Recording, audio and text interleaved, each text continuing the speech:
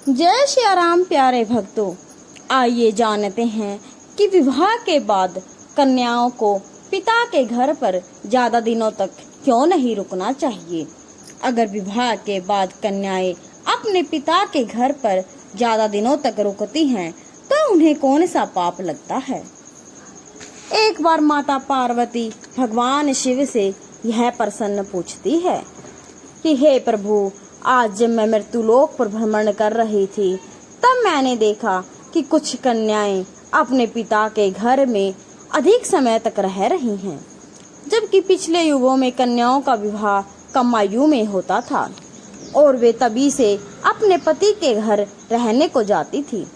तथा मैंने एक विचित्र घटना भी देख ली कि कई सारी कन्याएं विवाह के बाद भी पिता के घर में लंबे समय तक या बार बार रहने को आ जाती हैं। हे प्राणनाथ, मैं जानना चाहती हूँ कि क्या एक पिता के घर में कुंवारी कन्या का कई अधिक समय तक रहना सही होता है या नहीं। कौन सी आयु में कन्या का विवाह करना चाहिए और विवाह के बाद पिता के घर में रहने से क्या पाप लगता है। हे स्वामी, आप ही जगत के सत्य हैं और सत्य ही शिव है। शिव ही आदि और अनंत है। कृपा आप मुझे इस प्रश्न का उत्तर दीजिए।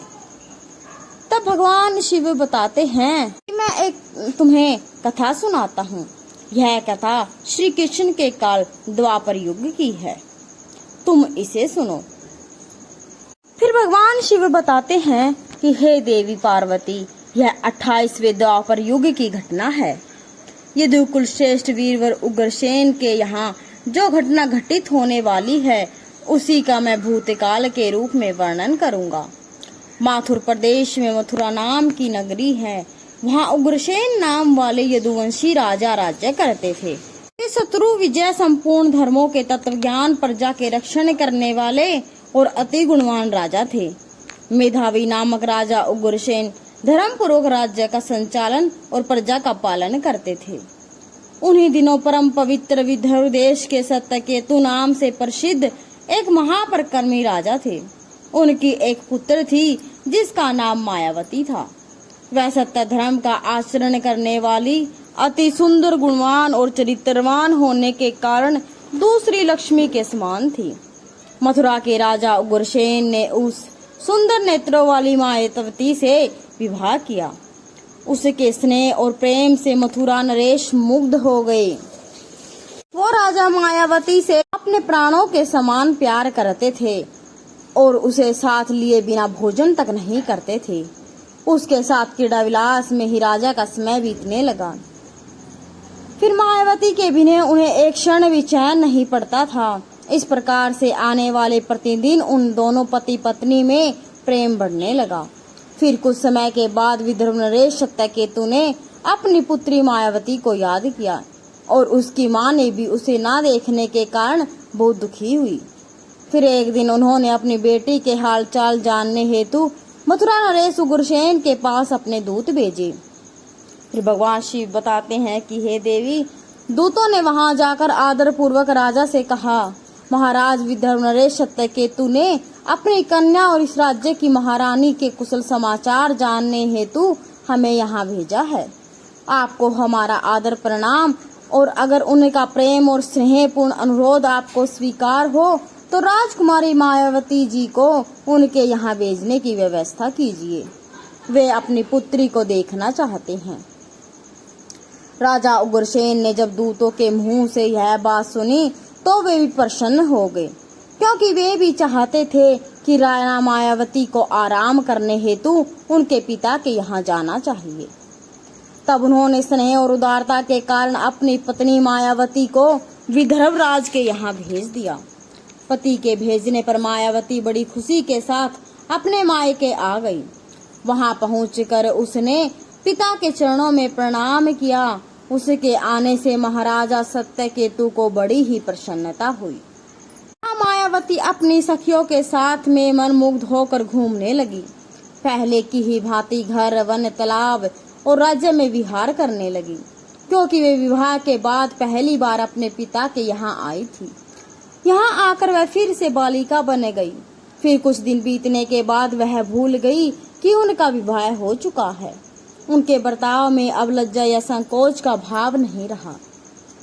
फिर एक दिन की बात है, रानी मायावती अपनी सखियों के साथ एक सुंदर पर्वत पर सैर करने के लिए गई। वहां एक रमणीय वन दिखाई दिया जो केलों के उद्यान से शोभा पा रहा था। उस पर भी फूलों की बहार थी। तब उस राजकुमारी ने देखा कि एक और ऐसा रमणीय पर्वत, दूसरी ओर सुंदर वन और बीच में स्वच्छ जल से भरा हुआ तालाब है।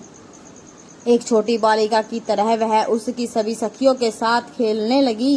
वे सभी इस संसार को भूल खेल कूद में मन से मगन होकर पूरी तरह से डूब गई। फिर वे तालाब में उतर गई और हंसती गाती हुई जल क्रीड़ा करने लगी। फिर उसी समय कुबेर का सेवक गोभिल नाम का एक दैत्य दिव्य विमान पर बैठकर आकाश मार्ग से कहीं जा रहा था। तब उसी समय तालाब के ऊपर आने से उसकी दृष्टि मनमोहक सुंदर विदर्भ की राजकुमारी मायावती पर पड़ी, जो निर्भय होकर स्नान कर रही थी। गोभिल के पास दैवीय शक्ति होने के कारण उसने निश्चित रूप से जान लिया कि यह विदर्भ नरेश की कन्या और महाराज उग्रसेन की प्यारी पत्नी है। तब वह मन ही मन कहने लगा, यह तो पतिव्रता होने के कारण आत्मबल से सुरक्षित है। किसी भी पुरुषों के लिए उसे प्राप्त करना अत्यंत कठिन है। उग्रसेन अत्यंत महामूर्ख है जो उसने ऐसी सुंदर पत्नी को मायके में भेज दिया। यह पतिव्रता नारी पराये पुरुष के लिए दुर्लभ है। और इधर कामदेव मुझे अत्यंत पीड़ा दे रहा है। मैं किस प्रकार इसके निकट जाऊं और कैसे इसका उपयोग करूं? सुंदरता पर मोहित दानव गहरी सोच में पड़ गया।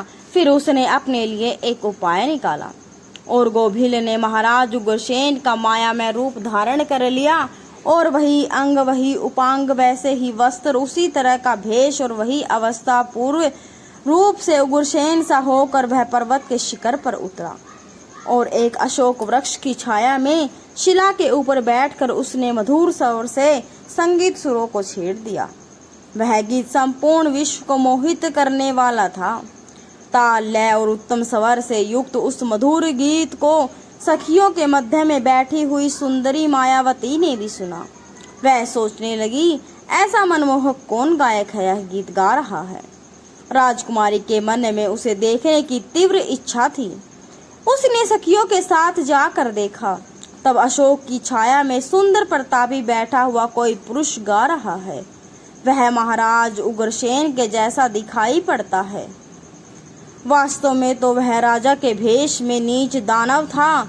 मायावती विचार करने लगी कि मेरे स्वामी मथुरा नरेश अपना राज्य छोड़कर इतनी दूर कब और कैसे चले आए।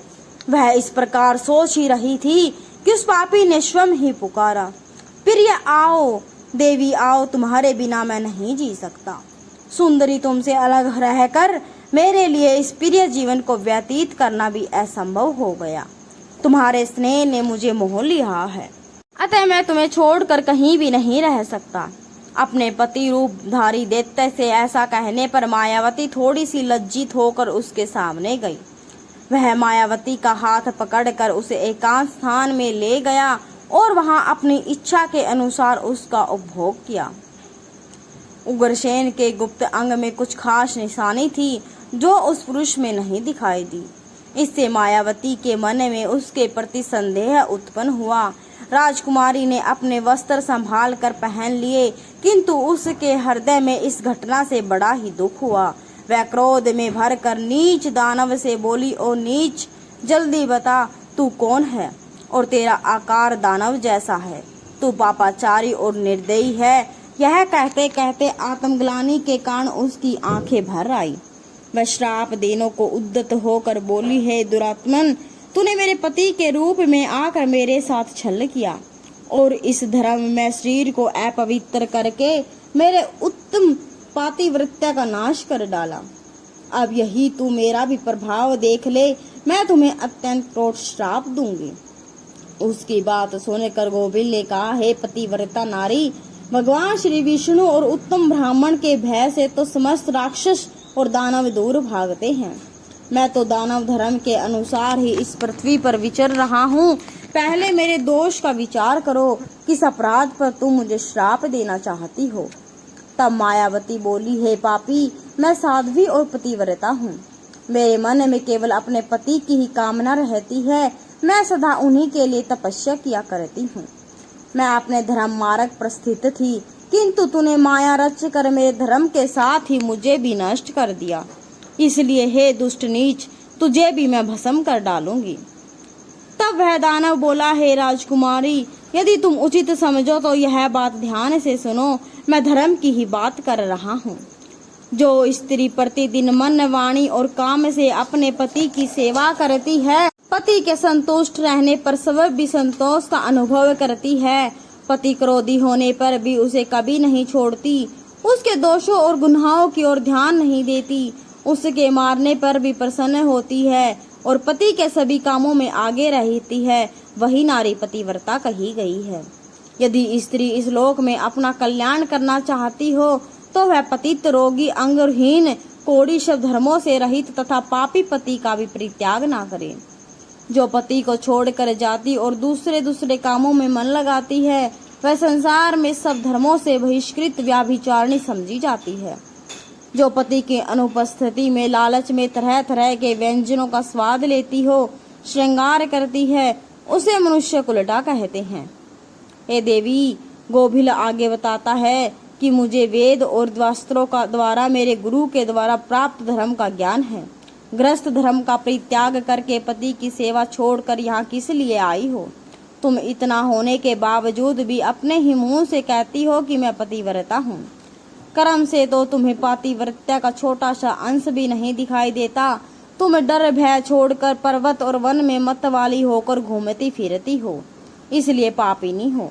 मैंने यह महान दंड देख कर तुम्हें सीधी राह पर लगाया है। अब कभी तुमसे ऐसी दृष्टता नहीं हो सकती। बताओ तो पति को छोड़कर किस लिए यहाँ आई हो? यह श्रृंगार, यह आभूषण, यह सुंदर वेशभूषा धारण करके क्यों खड़ी हो? हे पापिनी, बोलो ना, किस लिए और किसके लिए यह सब किया है? कहाँ है तुम्हारा पातिव्रत्य? दिखाओ तो मेरे सामने। व्याभिचारिणी स्त्रियों के समान बर्ताव करने वाली नारी, तुम इस समय अपने पति से 400 कोस दूर हो। कहाँ है तुम में पति को देवता मानने का भाव? दुष्टा कहीं कि तुम्हें लज्जा नहीं आती? तुम्हें तो क्या, मुझे भी अपने बर्ताव पर घृणा होती है। तुम क्या मेरे सामने बोलती हो? कहाँ है तुम्हारी तपस्या का प्रभाव और कहाँ है तुम्हारी तेज और बल? आज ही मुझे अपना बलवीर्य और पराक्रम दिखाओ। तब मायावती बोली, ओ नीच असुर, सुन, पिता के स्नेहवश मुझे पति के घर से बुलाया है, इसमें कहाँ पाप है? मैं काम, लोभ, मोह तथा डर के वश पति को छोड़कर नहीं आई हूँ। मैं यहाँ भी पति का चिंतन करती ही रहती हूँ। तुमने भी छल से मेरे पति का रूप धारण करके ही मुझे धोखा दिया है। तब गोभिल ने कहा, मायावती, मेरी युक्ति युक्त बात सुनो। अंधे मनुष्य को कुछ दिखाई नहीं देता। तुम धर्म रूपी नेत्र से हीन हो, फिर कैसे मुझे यहाँ पहचान पाती? तुम्हें ज्ञात था कि तुम्हारे पति इतनी दूर कभी नहीं आ सकते, फिर भी तुमने मेरे साथ संबंध बनाए। जिस समय तुम्हारे मन में पिता के घर आने का भाव उदय हुआ, उसी समय तुम पति की भावना छोड़कर उनके ध्यान से मुक्त हो गई। पति का निरंतर चिंतन की नारियों के धर्म है। जब वही नष्ट हो जाए तो क्यों स्वयं की पतिव्रता कहती हो? दानव की बात सुनकर राजकुमारी मायावती जमीन पर बैठ गई और उसके हृदय में बड़ा दुख हुआ। गोभिल ने फिर कहा, हे राजकुमारी, मैंने तुम्हारे उदर में जो अपने वीर्य की स्थापना की है, उससे तीनों लोगों को त्रास पहुंचाने वाला पुत्र होगा। फिर भगवान शिव बताते हैं कि हे पार्वती, ऐसा कहकर वह दानव वहां से चला गया। गोभिल एक ज्ञानी दानव तो था, किंतु वह बड़ा ही दुराचारी और पापात्मा था। उसके चले जाने पर मायावती अत्यंत दुखी होकर रोने लगी, जिससे रोने की आवाज सुनकर सखियां उसके पास दौड़ी आई और पूछने लगी कि राजकुमारी, आप क्यों रो रही हो? मथुरा नरेश महाराजा उग्रसेन कहाँ चले गए? मायावती ने अत्यंत दुख से रोते रोते अपने चले जाने की सारी बात बता दी। फिर सभी सहेलियां उसे पिता के घर में ले गई। उस समय वह शोक से कतराती, उन्होंने सवारी और वस्त्र आदि देकर कुछ लोगों के साथ पुत्री को वापस मथुरा में उसके पति के घर भेज दिया। महारानी अपने पति के महल में गई मायावती से कन्या का सारा वृत्तांत उन्होंने कह सुना। वे रानी से बार बार सुनकर महाराजा सत्यकेतु मैं तुम्हारे बिना जीवन व्यतीत नहीं कर सकता था। अच्छा हुआ तुम शीघ्र ही लौट आई। हे मायावती, तुम अपने गुणशील, भक्ति, सत्य और पतिव्रता आदि सद्गुणों से मुझे अत्यंत प्रिय लगती हो।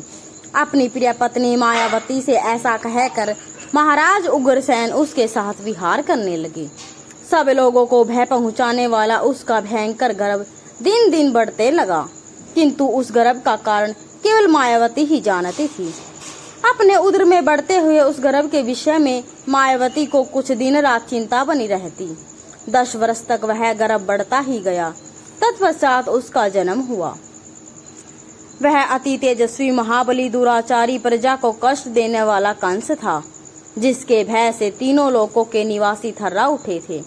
उसके बाद भगवान श्री कृष्ण के हाथ से मारा जाकर मोक्ष को प्राप्त हुआ। तब देवी पार्वती कहती है, हे स्वामी, ऐसी घटनाएं भविष्य में संघटित होने वाली हैं, यह मैंने भी सुना है। हे देवी, मैंने आपसे जो कुछ कहा वह समस्त पुराणों का निश्चित मत है। इस प्रकार पिता के घर में रहने वाली कन्या बिगड़ जाती है, अतः पिता को कन्या को घर में रखने का मोह नहीं करना चाहिए। भगवान शिव कहते हैं, हे देवी, अब मैं आपको एक कुंवारी कन्या के विषय में कुछ महत्वपूर्ण बातें बताता हूँ, सभी ध्यान से सुनो। जब कोई भी कन्या जवान हो जाती है तो वह विवाह के योग्य बन जाती है तथा माता पिता को योग्य वर का चुनाव कर उसका विवाह करना चाहिए। उससे कभी भी लंबे समय तक घर में नहीं रखना चाहिए। पति के ही घर में उसका पालन पोषण होना उचित है। वहाँ रहकर वह भक्ति पूर्व जो उत्तम गुण सीखी और पति की सेवा करती है, उससे कुल की कीर्ति बढ़ती है और पिता भी सुख पूर्वक जीवन व्यतीत करता है। ससुराल में रहकर यदि वह पाप करती है तो उसका फल पति को भोगना पड़ता है। वहाँ सदाचार पूर्वक रहने से वह सदा पुत्र पौत्रों के साथ वृद्धि को प्राप्त होती है। कन्या के उत्तम गुणों से पिता की कीर्ति बढ़ती है और दोनों कुलों के पितृगण संतुष्ट होकर आशीर्वाद देते हैं। हे देवी, दामाद के साथ भी कन्या को अपने घर नहीं रखना चाहिए। ऐसा करने से उस पुरुष के मान सम्मान में समय के साथ साथ कमी हो जाती है और उसे भी पाप लगता है। जब कन्या विवाह योग्य बन जाए तो पराये लोग उस पर बुरी नजर डालना शुरू करते हैं। ऐसे में कहीं वह भी किसी पराये पुरुष के साथ प्रेम संबंध बनाए, उसके पहले विवाह करना उचित होता है। एक जवान कन्या पिता के घर में रखना मतलब खजाना भरा चोरों के बीच रखने के समान होता है तथा उस स्त्री का गहना और पिता का सम्मान उस कन्या की इज्जत होती है, जिसे हमेशा संभाल कर रखना चाहिए। किसी भी स्त्री को कभी भी पति से दूर नहीं रहना चाहिए। ज्यादा समय तक मायके रहना भी पाप के समान है। एक पतिव्रता नारी का स्थान सदैव उसके पति के चरणों में होना चाहिए तथा पति के लिए पत्नी का स्थान हृदय में होना चाहिए। तो मित्रों, इस प्रकार भगवान शिव कहते हैं कि हे देवी पार्वती, अब मैंने आपके सारे प्रश्नों के उत्तर दे दिए हैं। आशा करते हैं कि आप सब लोगों को भी यह प्रश्न के उत्तर समझ में आए होंगे और आपको यह कथा पसंद आई होगी। तो दोस्तों, अगर चैनल पर नए हैं तो चैनल को सब्सक्राइब, वीडियो को लाइक और शेयर जरूर करें और कमेंट बॉक्स में जय श्री राम, हर हर